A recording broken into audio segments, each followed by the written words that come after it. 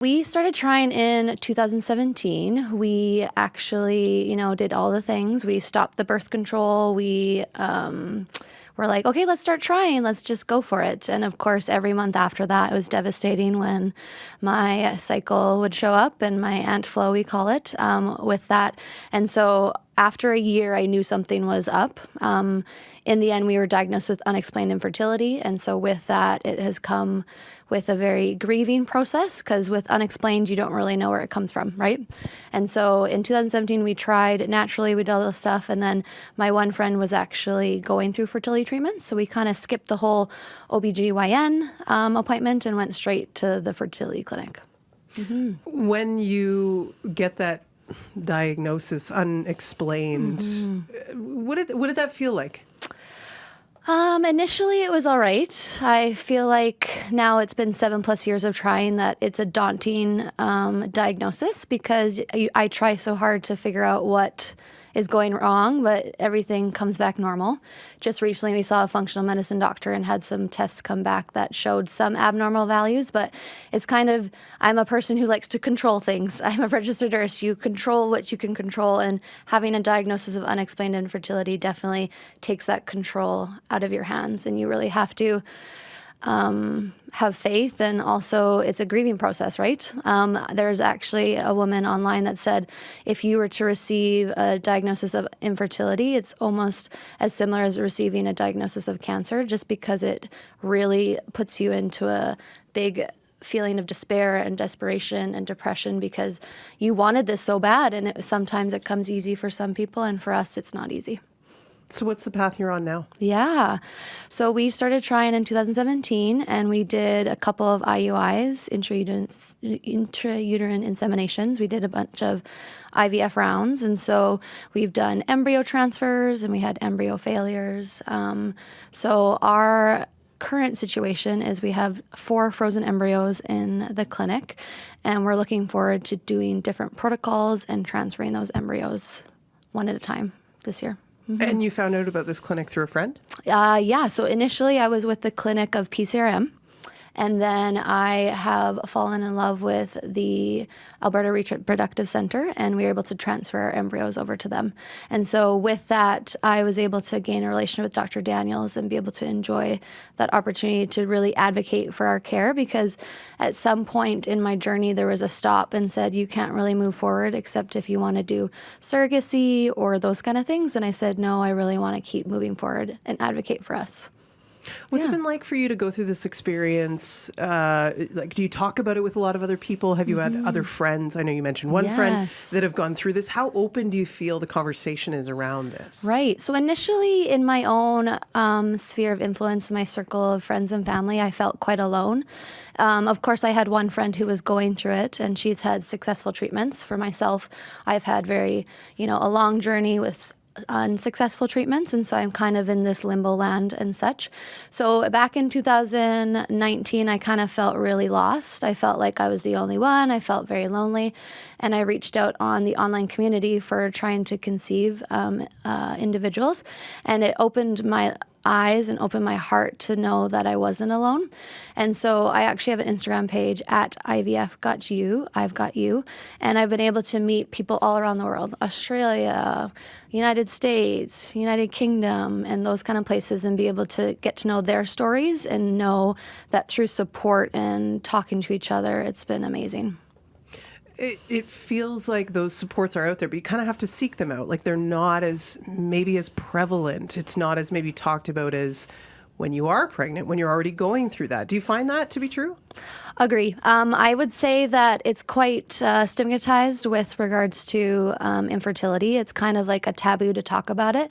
I'm such an open individual that a lot of people, since I've opened up with my story, have come to me and said, I've had miscarriages, I've been having infertility issues and those kind of things. But I'd say the common narrative of other people is that they don't want to talk about it. They don't know who to talk to. And it's kind of like you said, you're searching through places to find that support. Why do you think that is? Why it's still kind of covered under this blanket almost? I think when I go through the grieving process of infertility, you kind of feel like you're alone, and you also kind of get into this deep, dark despair in the sense that you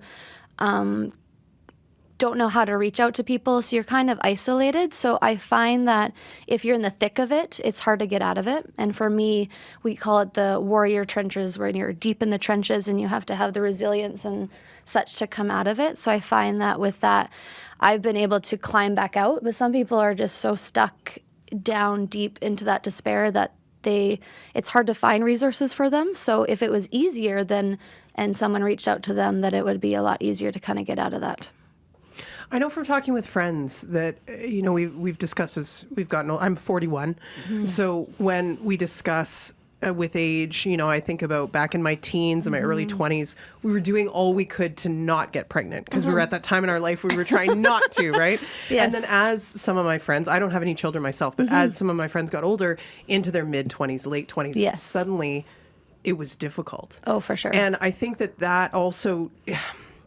it's kind of like a bit of a mind game that it plays with you, because you spend this time trying to be safe and protective. Yes. And then when you open the gates, if you will, you just figure like, okay, here we go. Was that sort of similar vibe or experience for you? Oh, for sure. I find, everyone's like, oh, you must protect yourself, because the moment that you start opening up for that relationship and trying to have babies and those kind of things, it's just going to come. And so, you try your whole life with birth control, you try all these things, then all of a sudden you open the conception idea, and then all of a sudden it's like, boom. It's not that easy. I feel like I was very naive. 7 years ago, Devonee was very naive. She was very hopeful.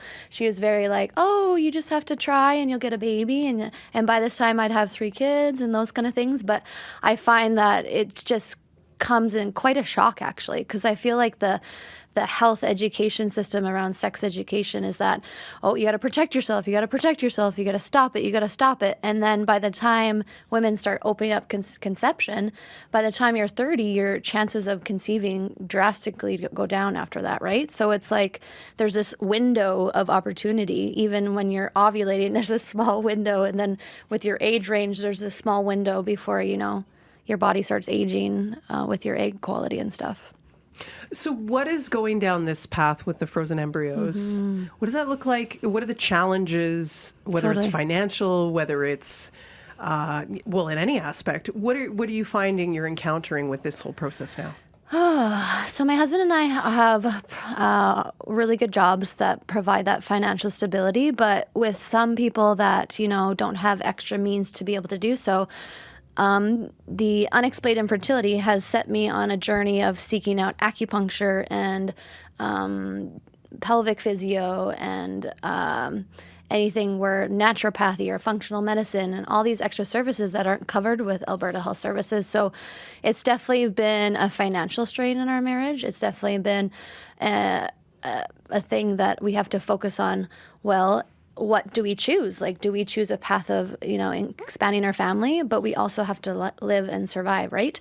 And my husband is such a budget man that with it, we didn't want to go into so much debt to then, if we have our child, then we're like, oh, we're in debt and this is not the legacy we want to go, right? So it's a long journey. And for me in Alberta, because there's other provinces in Canada that actually have funding for fertility, right? And so for me, the only benefits that I get covered through my plan is for medications. So I get 80% coverage, but all the other treatments have not been covered. And we've actually, through our 7 years, have spent over $100,000 on fertility treatments. And not the common couple or can say that they are able to have those means to do so. So it's definitely a financial strain in the sense that you want this so bad, but there's roadblocks, right, that stop you from reaching your goal of having a family, which is such a integral dream of ours to have, right? And I bet you there's a lot more couples that do so too. Mm-hmm. You said there's a lot of provinces across Canada where it's different, and you were talking about, getting to know people from across the world through these support groups and online groups.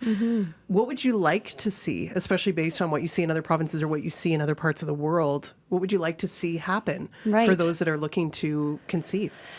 Yeah, like when I talk to other people around the world, they definitely have a lot more, funding available for them.